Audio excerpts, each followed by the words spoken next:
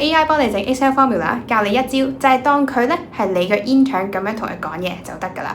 諗下，如果你叫個新嚟嘅 intern 幫你計嘢，你會唔會淨係拋低一句用 Excel 就走人咧？梗係唔會啦，佢一定一頭霧水嘅喎。咁你咧正常都會講多啲清楚啲㗎嘛。其實問 AI 都係一樣嘅道理喎。你會同佢講3樣嘢。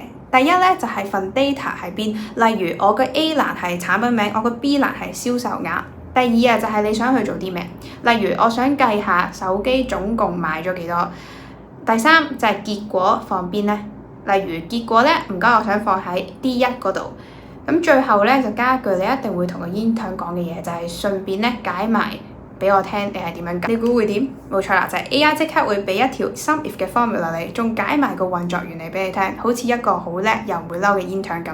你俾幾多 context 佢，佢就會幫到你幾多。當佢係 intern 啦，講清楚啲，佢咧就會叻過你所想像嘅。下次如果唔識 formula，唔好死記啦，試下當 AI 係你嘅 intern 咁同佢傾偈，follow我哋一齊學習，一齊進步。